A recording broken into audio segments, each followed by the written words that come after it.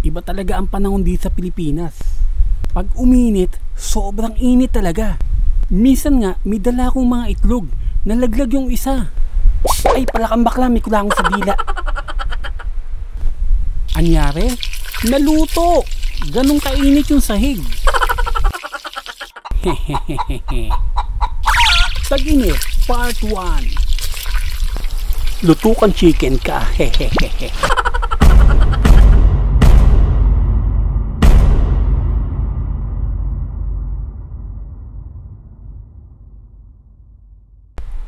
Usapang tag-init naman tayo. Pag tag-init kasi, madaling uminit ang ulo ng mga tao. Kaya pag nakanti mo lang ang isang tao, away agad. Kasi sa panahon ng tag-init, feeling mo, ito lang ang kaibigan mo. Kinakantahan mo pa nga siya di ba?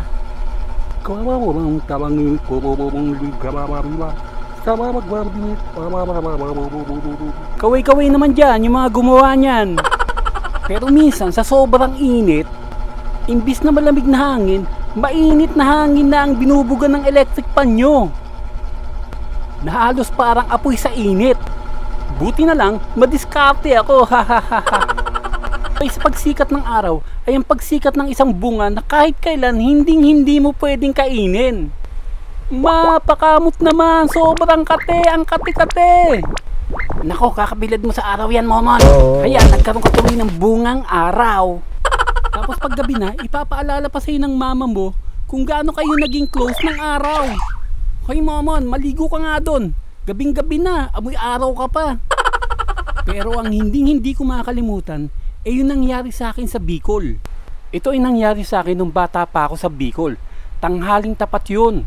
At napasarap yung tulog ko.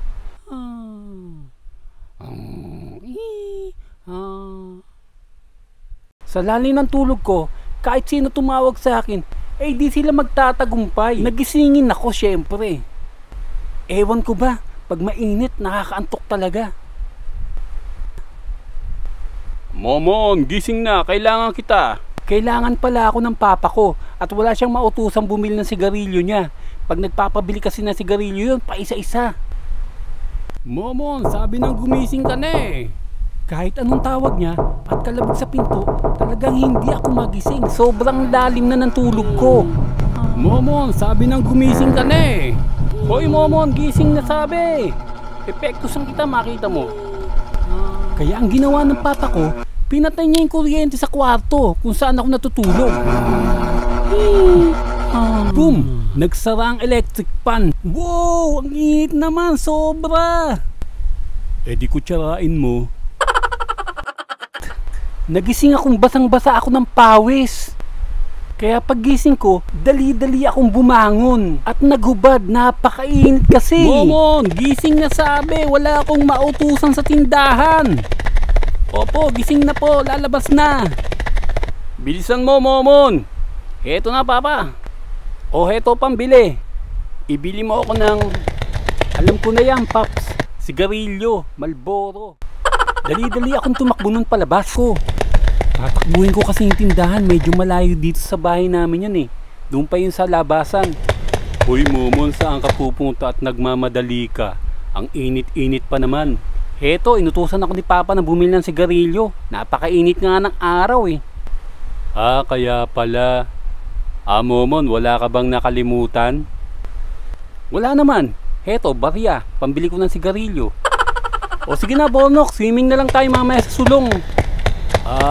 Mamaya pa pala. Kala ko ngayon ka na magsiswimming.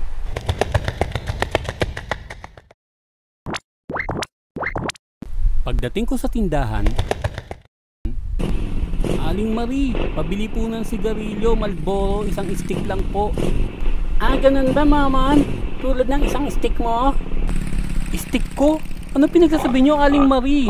Wala, Momon, never mind. Sobrang init, Aling Marie. Pabili na nga rin po na isang bote ng Royal. Malaki ba o maliit? Maliit lang? Maliit lang yan eh. Opo, Aling Marie, maliit lang. Abay, umamin. Ewan ko, ganito tayo lahat eh, diba? Pagkabili natin ng soft drinks, tumatalikod tayo sa tindahan para uminom na ng soft drinks. Teka, bakit nakatingin sa akin lahat ng tao, pati mga dumaraan? Doon ko na-realize na Hubot-hubad pa na ako! Hello everyone, this is Nick Santos. Salamat sa mga nagsuporta. My new song, Insignificant Other, is now out on YouTube and it is already released on all major music platforms including Spotify. Thanks and God bless.